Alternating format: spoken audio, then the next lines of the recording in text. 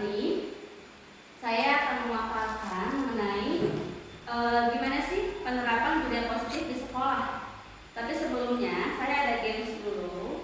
Dia adalah seseorang yang mengepalkan tangannya, di mana tangannya ini menurut dia ada sesuatu yang sangat berharga. Ini sangat berharga dan pokoknya sangat berharga deh, kalau disitu jangan sampai lepas. Lalu si B ini para penggoda-penggoda, dia itu pengen si A melepaskan genggamannya dan menyerahkan kepalanya genggamannya itu ke dia.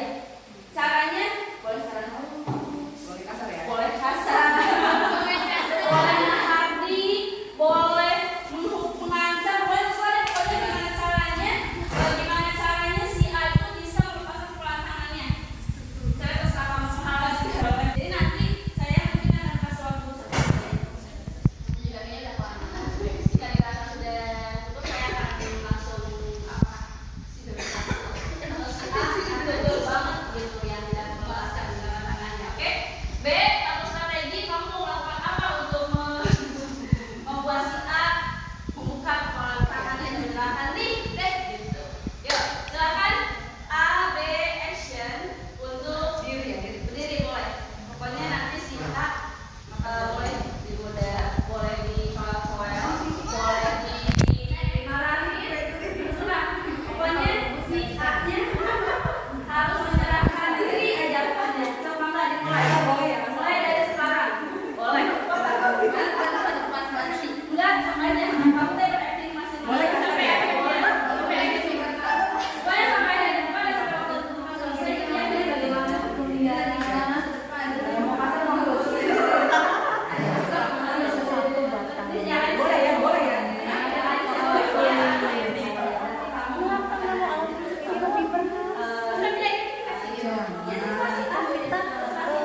Endingnya terus si A mau diapain sesuai dengan usaha kamu si B gitu. Boleh mau diapain juga boleh.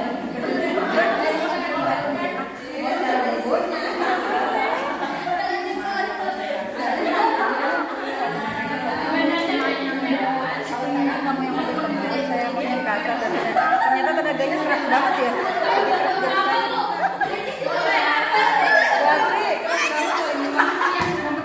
Terus Nggak bisa. Kamu mencari pemain kan? Ya. Mau dipegang dan dari aku punya dari nggak bisa ngerayu buat gampang.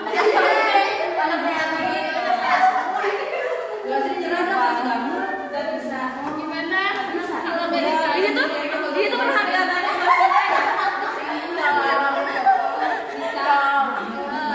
Awas lu nggak gue ajak lagi yang mana bakso.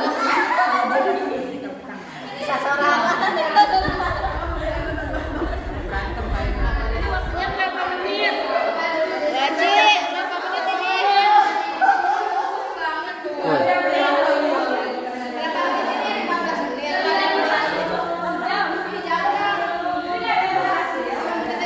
Tidak ada berhasil. Coba tepuk tangan dulu. Siapa yang kenapa sampai nggak mau dibuka? Hah? Karena berharga. Oke, ada lagi? Nggak terbuka dengan apapun yang Malah dari sama berharganya karena harga yang kurang. bukan ya, nggak sebanding aja apa yang dia mau rayu apa Nggak mau gitu ya. Nggak bisa diskon. Oke, ada lagi? Ya. Tidak semudah itu. ya karena kan berarti ya nggak semudah itu. Oke. Terus Bu Yun, kenapa?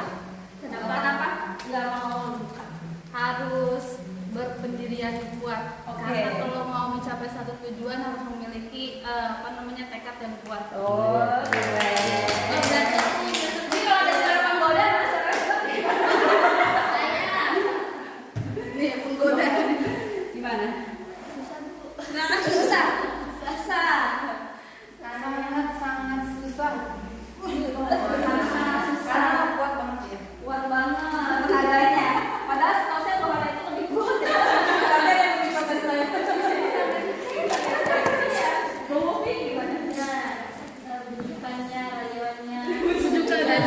tidak mengempang.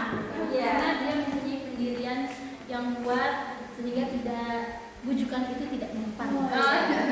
Rayuan Iya, padahal mainnya main haus. Tapi nggak lupa. Kalau ini gimana? Sudah berjuang sangat keras. sudah menawarkan berbagai macam rayuan tapi tidak mempan gitu. Paham ya? Padahal sudah saya anjut lebih keras. Udah ada juga.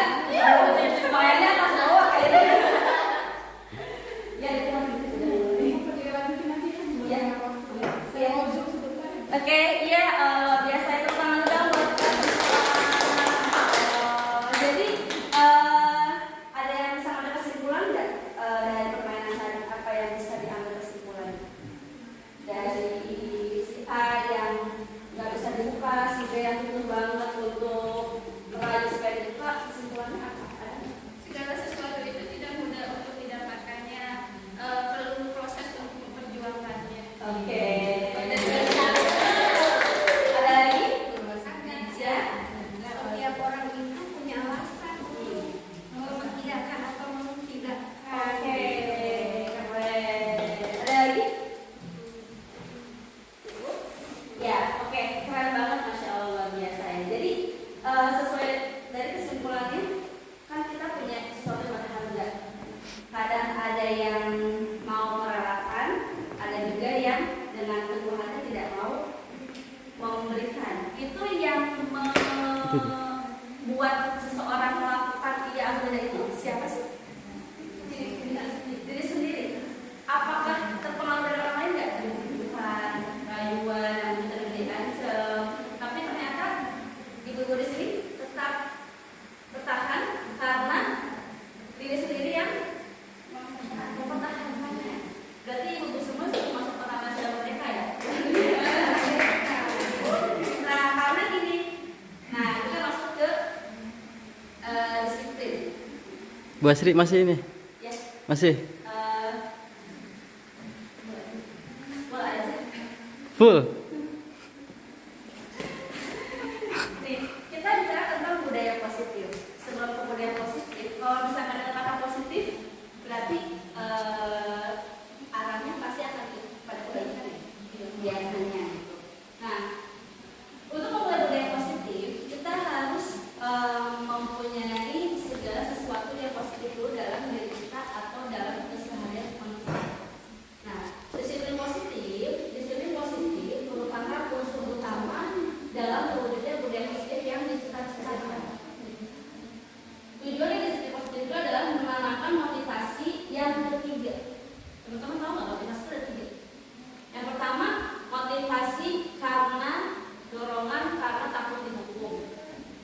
Yang kedua, dorongan karena reward, ada jadi hadiah.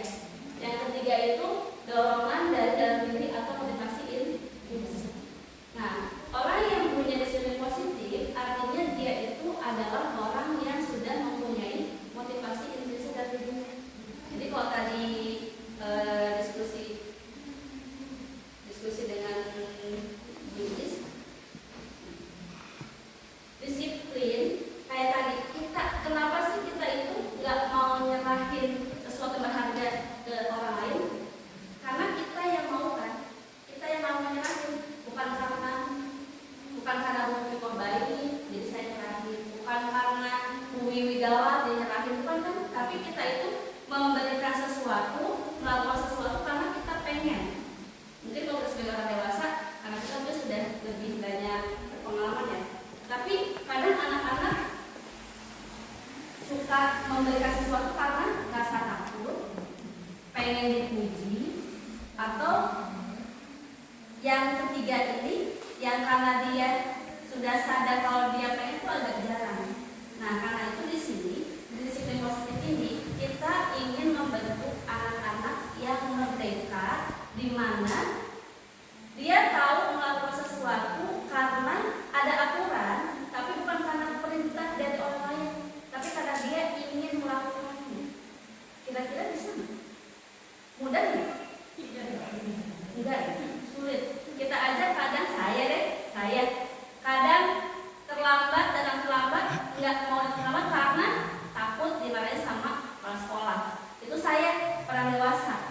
apalagi anak-anak yang dimana mungkin motivasi terbentuknya baru sampai 2, karena takut dihukum, karena ada rumus. Nah, 2 hal ini baik, bisa mendorong anak-anak untuk melakukan disiplin positif. Tapi ini nggak selamanya akan berkelanjutan. Kayak misalnya setiap hari Senin saya berangkat pagi. Kenapa? Karena tiketnya Bu Asti. Karena Bu Asti galak kalau saya datang terlambat, saya nanti dihukum bersihin WC misalnya. Berarti dia bagus ya, bagus datangnya tidak terlambat kan? Tapi kalau Bu Asti nggak ada, kira-kira dia tetap disiplin nggak? Tidak, enggak ya. Atau misalnya tugas bahasa Inggris, Mr. Fauzi, dia ngerjain tugas bahasa Inggris karena kalau misalnya nggak dikerjain kan Mr. Fauzi ada penilai. Itu bagus sebenarnya, jadi dia ngerjain tugas. Tapi begitu Mr. Fauzi misalnya lupa ngasih nilai, dia pasti akan memudar motivasinya. Dan di sini kita akan mencoba membangun budaya positif yang memunculkan kemerdekaan, di mana anak tuh aku ngerjain bahasa Inggris karena aku senang sama bahasa Inggris. Mau kalau bisa Fauzi datang kayak mau nggak kayak karena aku senang aja belajar bahasa Inggris gitu. PPS nya kayak gitu, memunculkan yang seperti itu. Nah, di dalam disiplin itu ada nilai-nilai kebajikan yang harus teman-teman pahami bahwa tanpa kita sadari kita ini melakukan sesuatu pasti ada alasannya ya. Ada alasannya kan. Bung Viko kenapa datangnya tidak mau terlambat?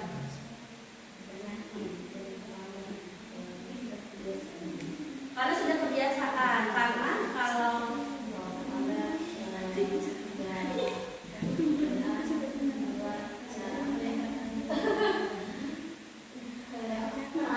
peraturan masih ada, karena peraturan 1/3 ya. Iya, berarti oke. Kalau Bu Ambar naik motor ya?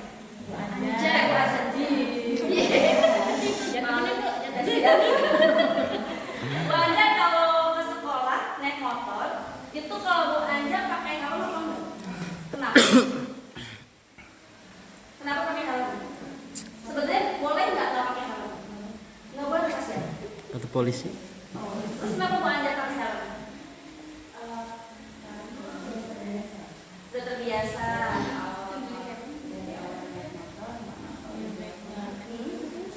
Wajib.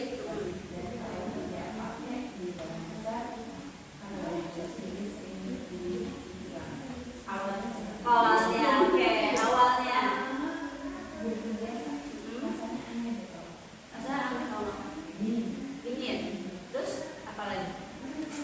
Awalnya aturan, awalnya paksa. Karena merasa ada manfaatnya ya.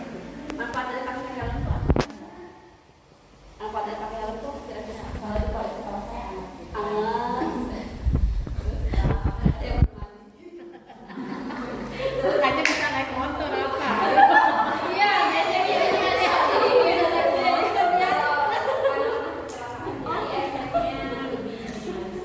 oh, berarti meminimalisir kecelakaan itu safety ya, keselamatan. Oke. Nah, jadi teman-teman nih, sebenarnya apa yang kita lakukan itu tanpa kita sadari ada yang namanya sebuah alasan, di mana alasan itu adalah sebuah nilai atau value yang kita yakini. Yang kalau bahasa dari CGPS 5 itu ada namanya nilai-nilai kebajikan. Kayak misalnya Bu Ambar, Bu Anja, pakai helm ke manapun. Yang pertama awalnya karena terpaksa, takut dihukum, takut ditilang, terus lama-lama karena ada pembiasaan, dipupuk, ditanamkan sebuah nilai misalnya atau misalnya diomongin gitu sama orang kalau pakai helm itu gini, akhirnya dia jadi terbiasa sehingga memunculkan sebuah keyakinan bahwa kalau nggak pakai helm saya akan merasa tidak nyaman dan takut kecelakaan. Jadi dia memunculkan, lama-lama muncul motivasi intrinsik dirinya yang mendorong nggak ada polisi juga saya tetap pakai helm gitu.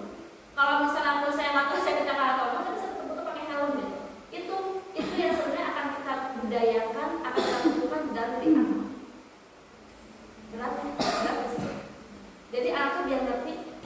Kenapa kamu datang terlambat? Pernah nggak nanya dia? Atau misalnya, kenapa kamu harus tepat waktu? Karena takut dihukum. Karena banyak alasan ini. Terus akhirnya kebiasaan yang tadinya dipaksa itu lama-lama menjadi sebuah kebiasaan yang membuat anak-anak itu merasa, oh ternyata saya memang perlu datang tepat waktu karena saya yang perlu, bukan karena aturan sekolah, bukan karena dihukum, bukan karena apa, tapi emang karena saya perlu. Dan tadi Bu Anja tadi, awalnya saya terpaksa tapi lama saya perlu, dan itu yang harus kita munculkan dalam budaya positif ini. Nah, budaya positif ini apa ya? Perjalanan sangat panjang, nggak kayak makan cabai langsung pedes, tapi butuh kerjasama, butuh komitmen dari semua pihak.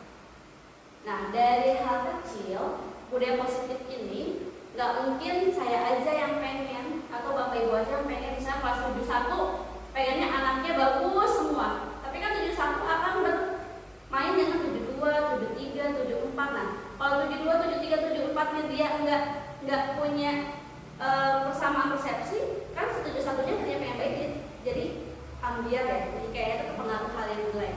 Makanya kita di sini kalau untuk merubah satu sekolah secara keseluruhan, kira-kira bisa nggak? Bu Wiwi misalnya, kamu bukan kepala sekolah ya, tapi Bu Wiwi punya mimpi, saya pengen anak-anak pada dalam tepat waktu. Bu Wiwi kira-kira bisa nggak dia menggerakkan semua satu sekolah?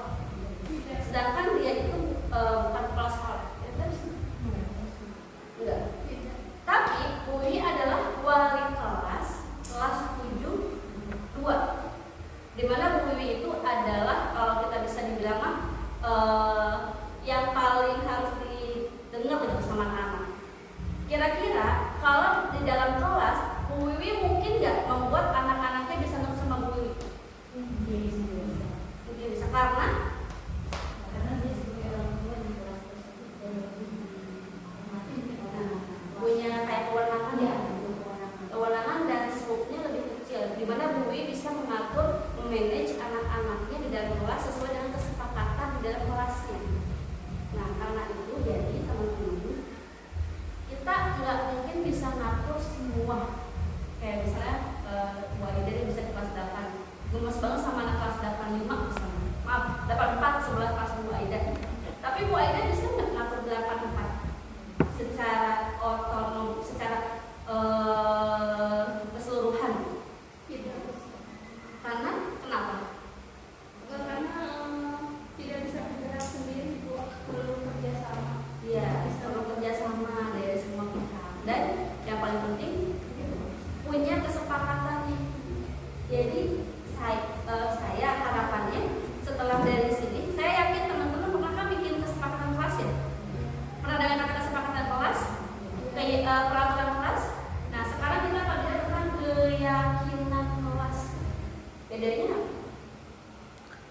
Enggak tahu sama apa beda? Kesepakatan sama keyakinan. Sama. Beda. Beda. Bedanya? Kesepakatan itu Dibentuk oleh ah, tapi kalau keyakinan dimunculkan dari dalam diri. Iya. beda. Kalau kesepakatan tadi dimunculkannya secara bersama-sama. Tapi kalau keyakinan Dari sendiri. nah, Iya. itu dia. Jadi kita kan belum masuk kelas nih. Bapak Ibu udah bikin kesepakatan kelas di kelas? Belum.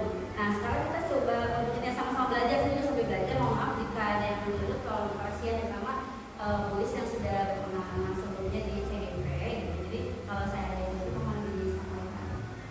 Keyakinan kelas itu beda atau sama dengan kesepakatan kelas. Kalau dari namanya aja sepakat sama yakin lebih tinggi mana? Yakin. Yakin ya. Kayaknya kalau udah yakin tuh udah kayak mendalam banget deh, mendarah daging, kayak menjiwai banget. Nah, di sini kita akan membentuk keyakinan kelas. Jadi Bapak Ibu sebenarnya sama aja kayak di kesepakatan kelas, tapi bedanya keyakinan kelas itu tadi yang boleh disebutkan munculnya dari anak-anak, bukan dari saya sebagai wali kelas, sebagai guru. Wali kelas hanya sebagai seorang fasilitator.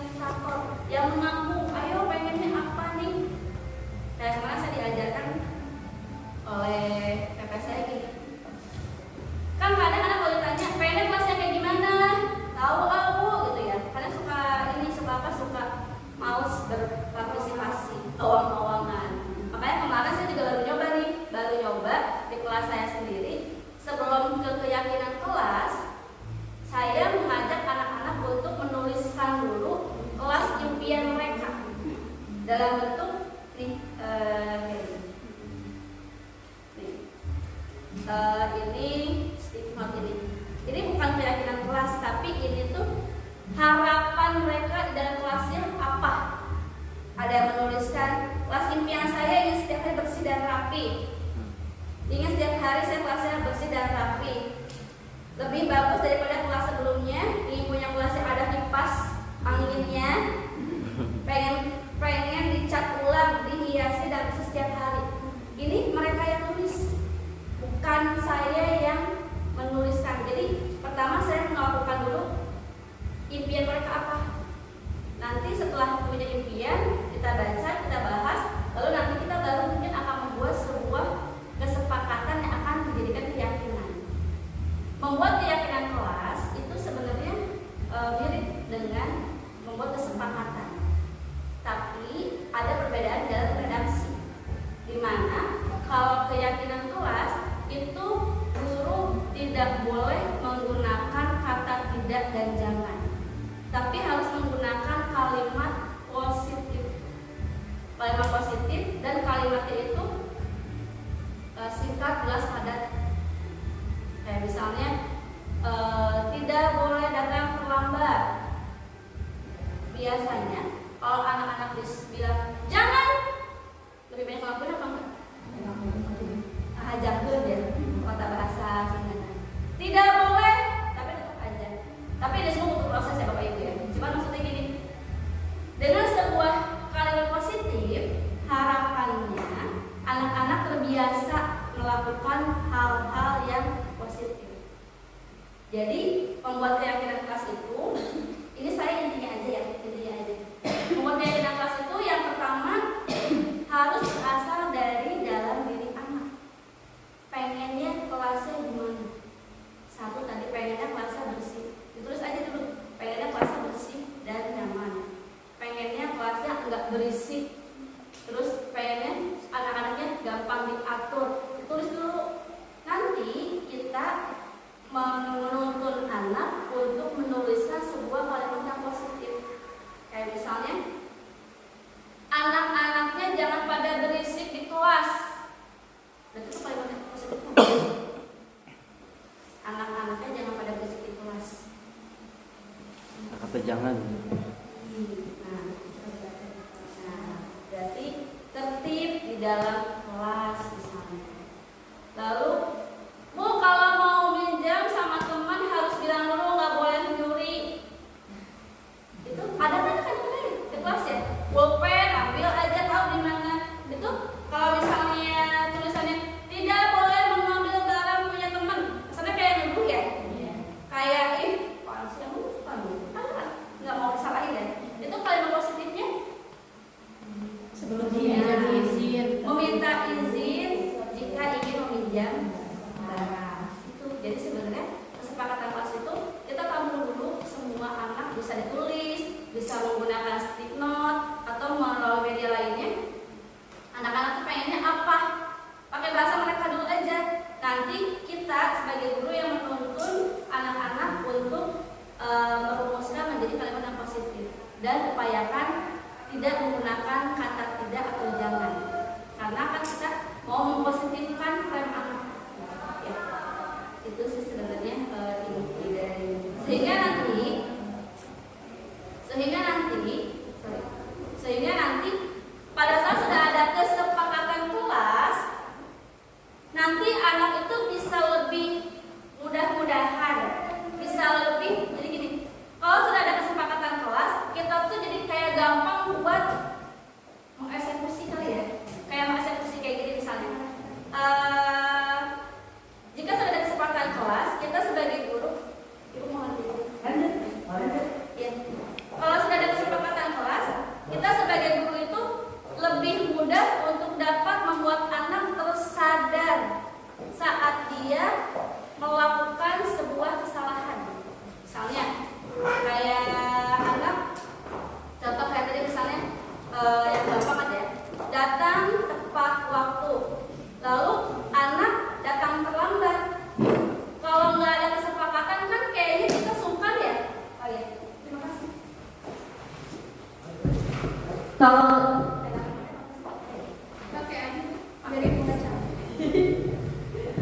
Kalau misalnya nggak ada kesepakatan kelas, kayak kan kita sungkan ya buat nanya, oh kamu terlambat sih, kenapa gitu. Walaupun misalnya pun nanya, anaknya kadang suka nggak nyadar, emang kenapa kamu terlambat? Ya. Tapi kalau udah ada kesepakatan, diharapkan anak tuh sudah karena dibuatnya sama dia, dan karena dia juga ikut andil dalam membuatnya. Jadi kalau misalnya dia terlambat, diharapkan sudah muncul perasaan bahwa dia itu salah. Sehingga kalau misalnya dia muncul salah karena muncul perasaan dia melakukan kesalahan, saat ditanya, kita akan menghadapi dua hal. Apakah kita akan menghukum atau akan memintanya melakukan konsekuensi. Bapak Ibu, apakah ada perbedaan antara hukuman dan konsekuensi? Beda? Bedanya apa? Hukuman sama konsekuensi. Beda ya Bu ya? Ya. Kalau hukuman, pernah nggak hukum? Sering. Seringnya kenapa Bu Anda? Contoh hukuman yang pernah dikasih.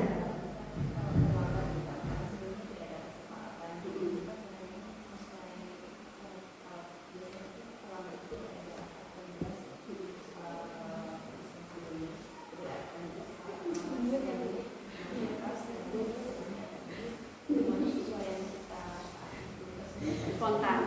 Oke, iya. Jadi kata Bu Anda, kalau misalnya saya dulu sering menghukum karena di sekolah sebelumnya itu tuh nggak ada kesepakatan kalau terlambat itu diapain, sehingga saya melakukan hal spontan aja, maunya saya apa kalau anak itu terlambat gitu ya. Jadi Bapak Ibu, nah inilah gunanya keyakinan kelas. Keyakinan kelas itu kan berarti hal-hal yang disepakati dan diharapkan dijiwai oleh anak-anak ya. Kalau misalnya kita sudah punya kesepakatan, maka sebenarnya sudah tidak ada lagi yang namanya hukuman untuk anak. Sehingga anak itu akan memilih konsekuensi atas apa yang dilakukannya. Kalau misalnya Bapak Ibu kalau misalnya itu cuma kesel ya. Kamu kemana? Udah tahu masuk jam 7, datangnya jam 8, berarti kamu akan disuruh bersihin kamar mandi. Gak punya pilihan, seneng gak ngelakuin? Kira-kira muncul kesadaran gak kalau saya tuh kenapa tuh salah? Enggak deh. Tapi kalau misalnya tanya, Wiwi, kenapa datang terlambat?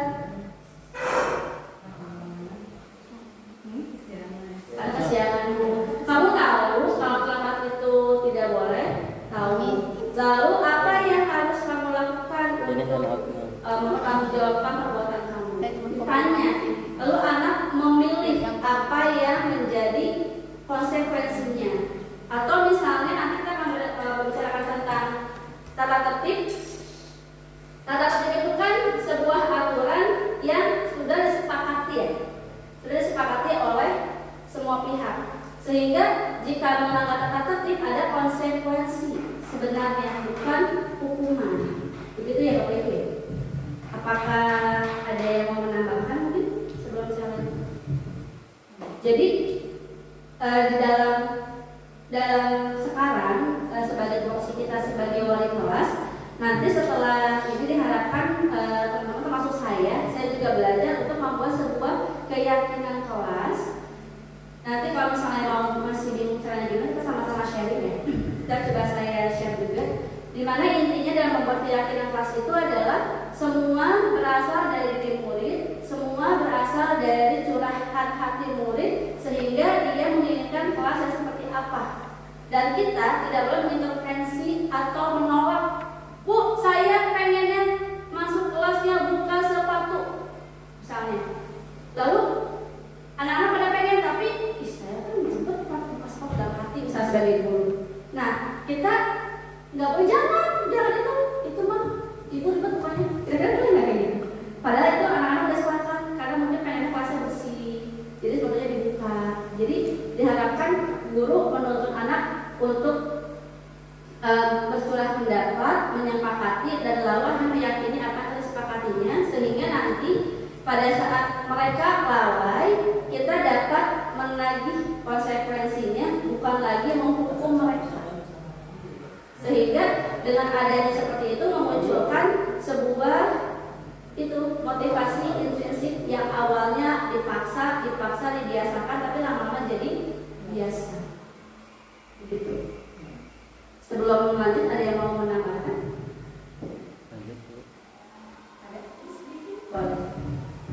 Seperti sedikit saja benar karena Bu Asa juga mengingatkan kalau mungkin ada hal yang perlu disisipkan dari apa yang sudah saya maksudnya lebih awal dari bahasa mungkin ada tadi betul yang bahasa sampaikan yang diperlukan kita nanti di kelas memulai melakukan pergerakan dari guru penggerak itu amanahnya adalah aksi nyata. Selalu setiap hari itu kita lakukannya dengan aksi nyata. Tadi Bu Asri sudah melakukan pembimbingan kaligraf stepnya itu dari membuat kesepakatan dulu kan ya dari anak.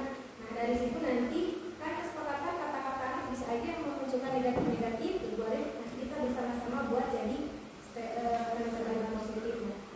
Mungkin ada sedikit dari saya yang disebutkan bahwa Bu Asri tadi sudah sampaikan ketika misalkan anak melakukan sebuah pelanggaran terhadap keyakinannya dengan adanya keyakinan kelas yang dibangun, maka lebih mudah untuk guru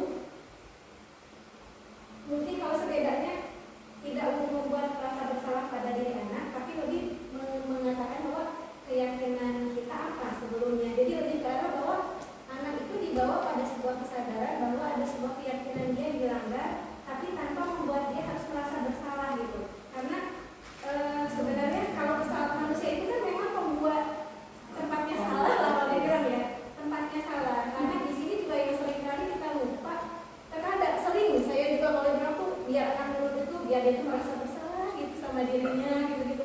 Terus sebenarnya ternyata harus kita ubah gitu bahwa anak itu supaya nggak minder, jadi jangan membuat itu jadi merasa bersalah oleh depan teman-temannya gitu. Tapi lebih ke arah dibawa ke sebuah pemikiran lebih dewasa dan terstruktur bahwa kamu sudah punya keyakinan gitu ya sebelumnya tentang pengalaman itu gimana gitu. Dia kan dia bercerita lagi. Nah, ada PR besar di sini sebenarnya buat kita bersama yang sampai sekarang mudah-mudahan bisa kita atasi bersama juga.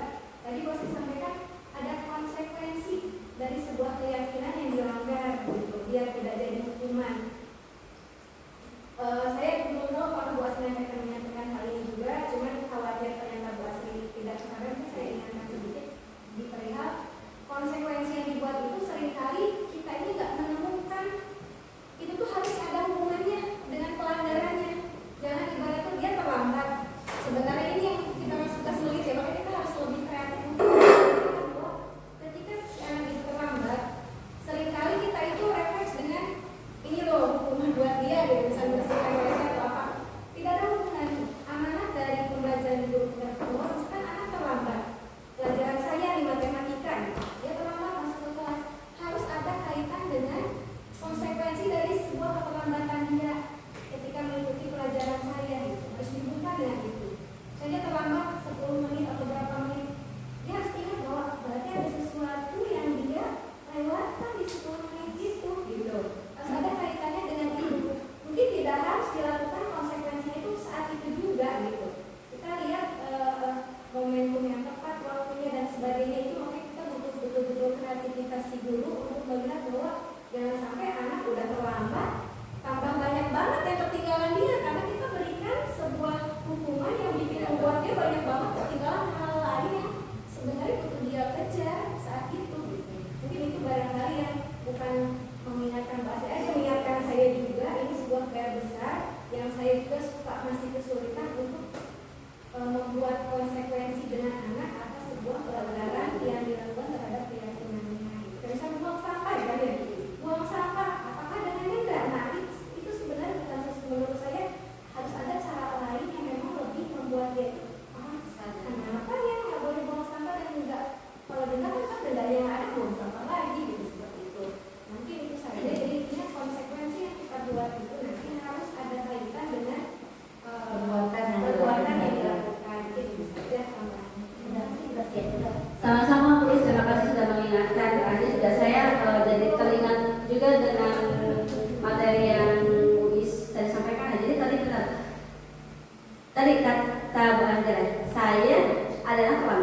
karena nggak ada kesepakatan, nggak ada konsekuensi, akhirnya saya nyuruh anak untuk melakukan apa aja saya pengen, gitu ya. Kayak misalnya nih contoh, saya mau nanya, kita bedakan dulu hukuman dan konsekuensi. Saya mau nanya, ada anak dia terlambat pelajaran matematika, lalu guru tersebut meminta anak untuk berlari 10 kali lapangan.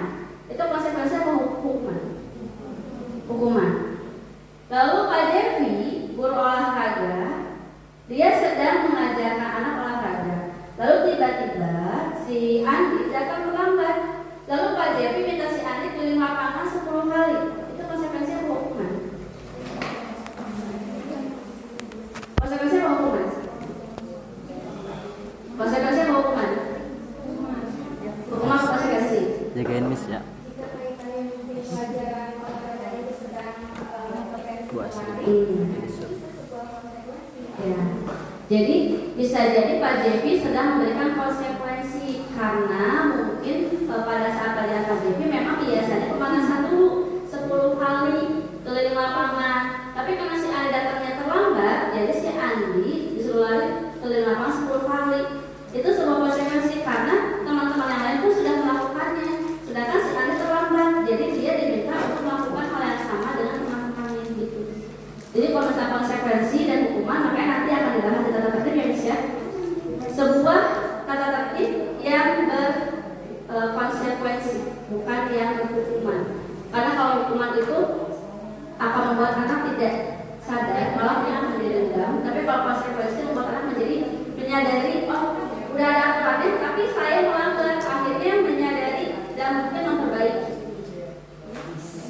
Nah, nanti saya akan berlanjut ke tipe-tipe guru, apakah kita termasuk yang mana, tapi kita simak dulu ini tentang kebutuhan dasar manusia.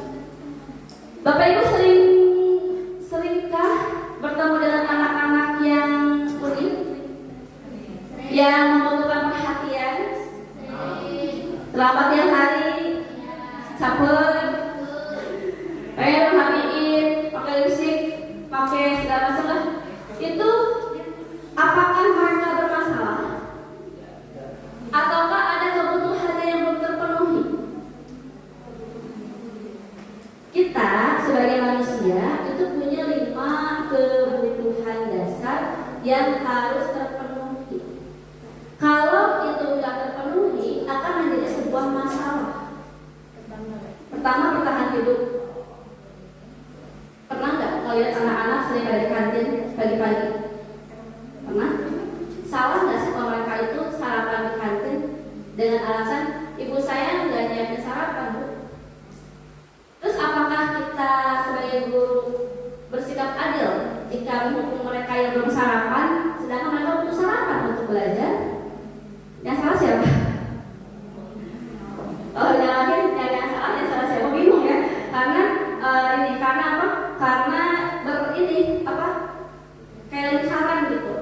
Anak-anak datang ke sekolah tidak terlambat, tapi dia di kantin karena dia di kantin sehingga pada saat pelajaran pertama dia terlambat dengan alasan dia lapar belum sarapan, sehingga dia pengen sarapan dulu sebelum masuk kelas. Logis ya sih alasannya, tapi salah ya. Berarti kenapa ada masalah itu karena kebutuhan dia nggak terpenuhi ya. Coba kalau semua kebutuhan terpenuhi, misalnya anak datang dengan sudah sarapan, sudah kenyang, terpenuhi kebutuhan dasarnya, apakah anak-anak akan selalu ada di kantin? Tidak. Lalu ada kasih sayang dan kasih terima. Jangan anak-anak ya. Ini tuh 5 kebutuhan dasar dari anak-anak sampai dewasa. Ini tuh kebutuhan dasar kita. Bertahan hidup, kasih sayang, kasih terima, kebebasan, kesenangan, penguasaan. Kenapa ada anak-anak yang suka balap? Kenapa ada anak-anak yang kayaknya tetap ibu? Kenapa ada anak-anak yang kayaknya tuh sukanya bolos? Kenapa ada anak-anak yang sukanya dikasih uang? Karena sebenarnya bukan masalah dari mereka, tapi karena adanya kebutuhan dasar yang belum terpenuhi dari mereka, yang kita sebagai guru harus jeli melihat itu. Dan sebenarnya berat sih kalau kita harus memenuhi kebutuhan itu, tapi setidaknya kita bisa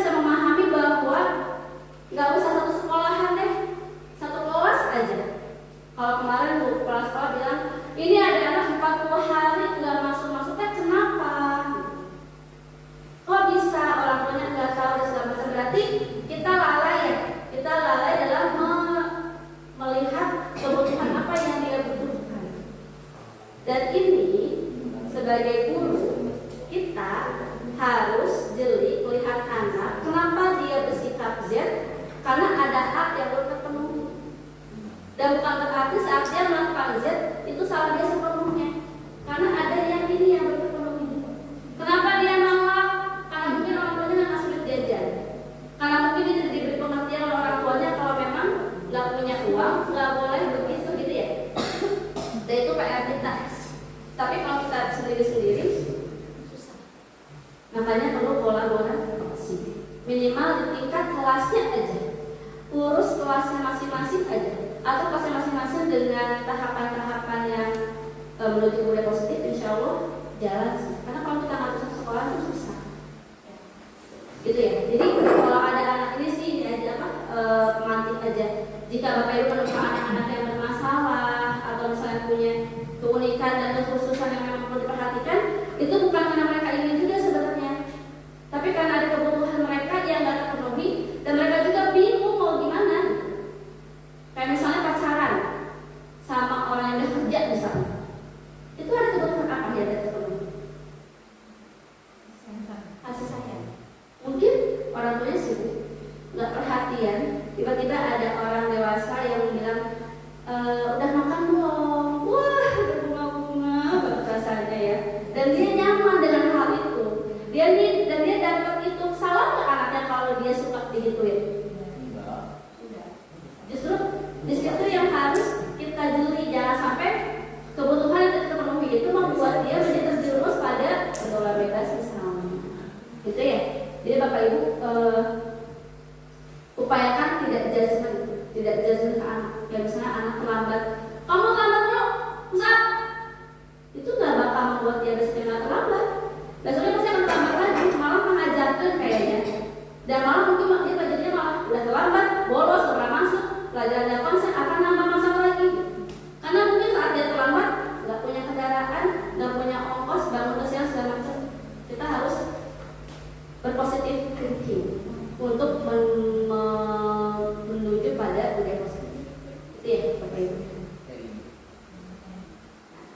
Ini yang tadi Ibu disampaikan dalam menyampaikan sebuah konsekuensi atau hukuman. Ada 5 posisi kontrol yang mungkin apa kita sadari kita sudah melakukan ini.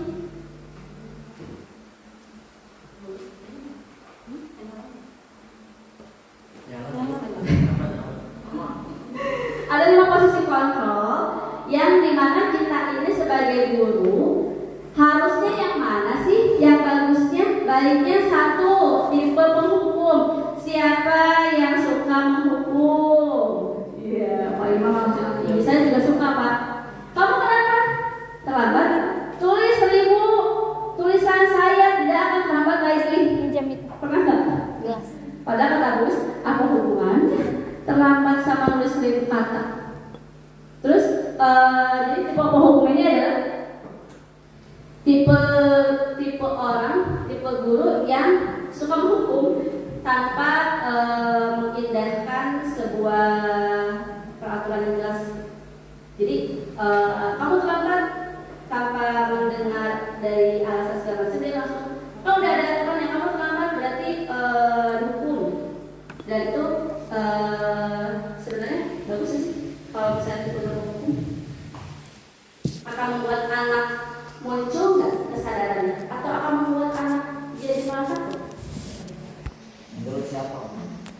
Nah, menurut siapa? Kalau menurut guru gimana? Guru yang mana? Guru yang mana? Masing-masing kan punya persepsi dan cara yang berbeda untuk menyelesaikan masalah. Tergantung masing-masing orangnya untuk menyelesaikan seperti apa. Apa dengan pendekatan secara emosional, atau pendekatan secara komunikasi, atau pendekatan dengan secara psikologi. Lihat dulu masalah akar seperti apa. Karena pemimpin lingkungan itu beda lah dari ketuaan.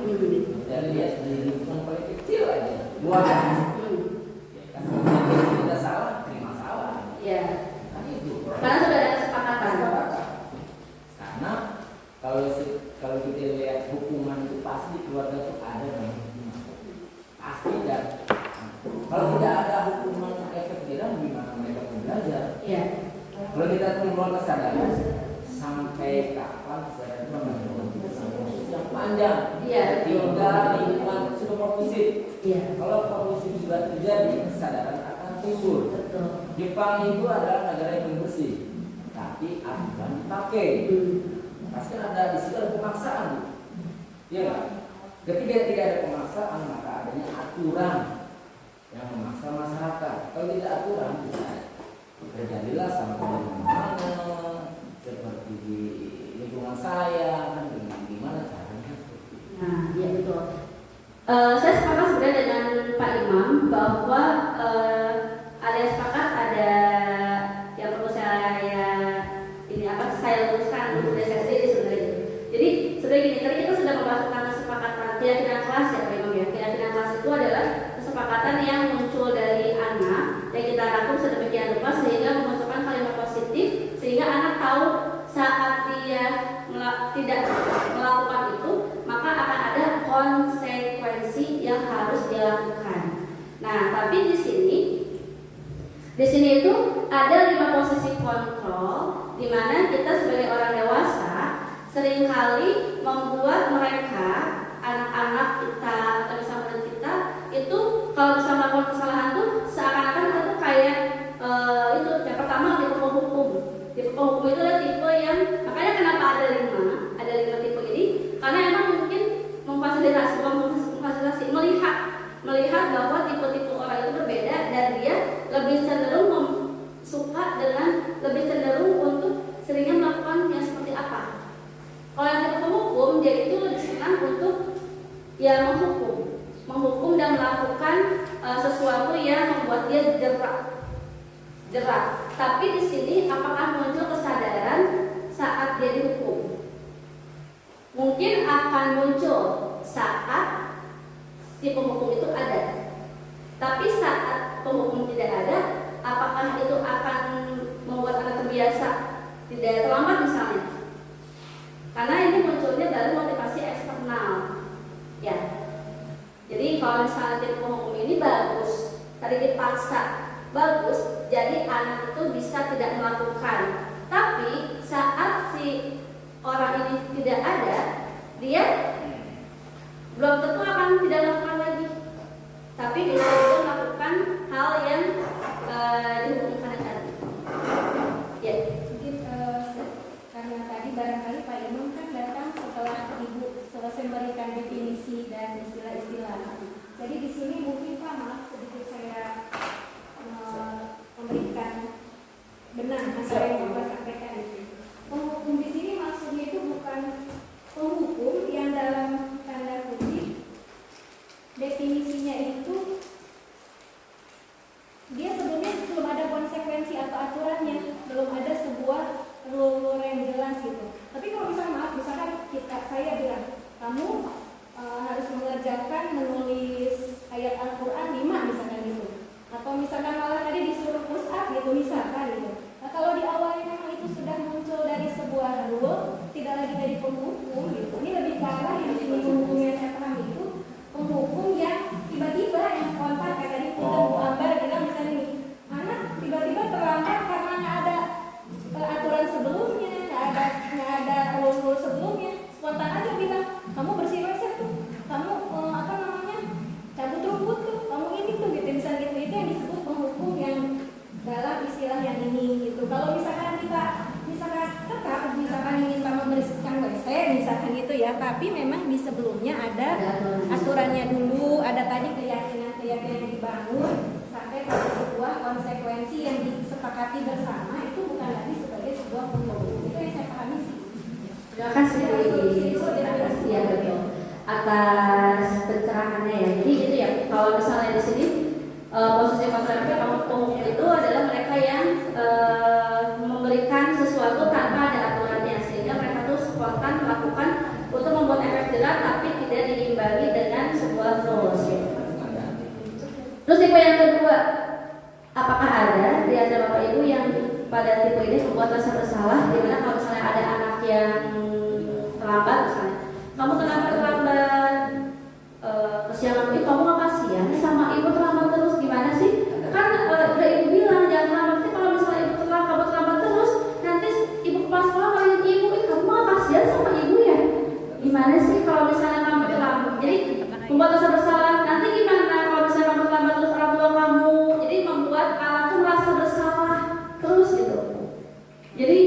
dia tahu salah dan dia si tipe ini membuat anak itu tuh jadi merasa bersalah gitu. Tapi di sini belum muncul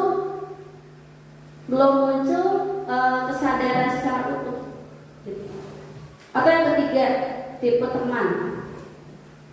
Ada nggak suka lihat ya tipe guru yang kayaknya sama anak murid itu kayak teman gitu? Sebenarnya bagus gak sih kayak gitu? Bagus.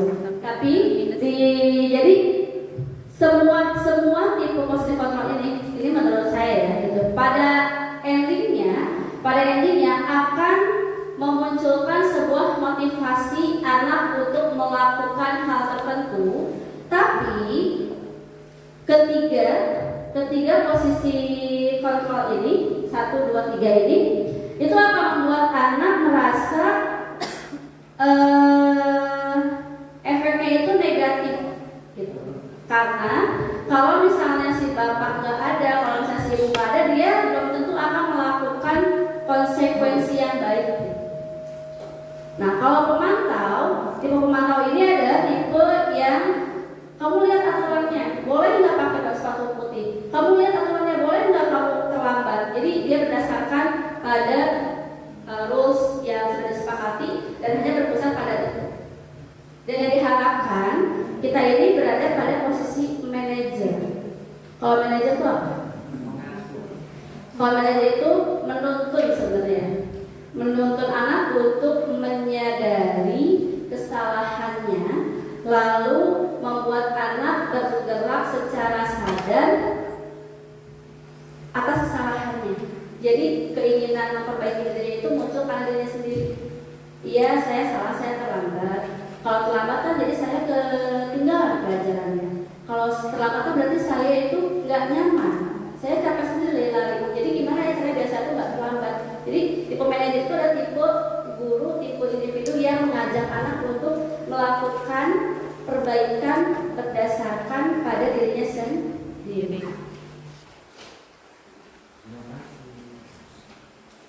Dalam tipe manajer ini diharapkan seorang guru bisa melakukan yang namanya segitiga restitusi. Intinya itu jangan judgement, tapi melihat alasan, melihat anak, membantu anak untuk bisa menerima kesalahan dia. Setelah menerima kesalahan dia, lalu menanyakan keyakinan apa yang dia langgar. Selanjutnya dia akan melakukan apa yang ingin dilakukannya berdasarkan pada keyakinannya itu. Itu sih sebenarnya. Nah, untuk segitiga restitusi ini, kalau misalnya yang pengen tahu caranya gimana, bisa dilihat di channel YouTube saya aja ya. Karena kalau misalnya saya jabarkan, kebetulan waktu ini juga sudah ada agenda lain gitu. Jadi intinya kalau misalnya Bapak Ibu menemukan anak-anak yang bermasalah, anak-anak yang butuh perhatian, itu upayakan ajak dulu bicara, lalu terima dulu perasaannya, lalu validasi tindakan dia itu benar atau salah menurut dia, lalu membuat mereka apakah ada yang salah dalam diri saya sehingga mereka menyadari lalu ingin memperbaiki karena dirinya yang ingin memperbaiki. Seperti itu mungkin Bapak Ibu. Terima kasih atas perhatiannya. Mohon maaf jika saya ada salah kata atau salah pemahaman. Saya di sini juga sedang belajar. Terima kasih atas perhatiannya. Wabillahi taufiq wal hidayah. Wassalamualaikum warahmatullahi wabarakatuh. Waalaikumsalam.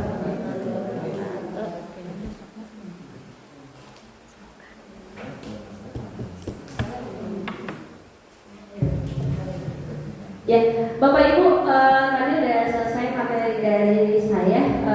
Terima kasih atas perhatiannya. Walaupun misalnya itu tuntutan tugas, tapi saya juga mencoba memaknainya dalam kehidupan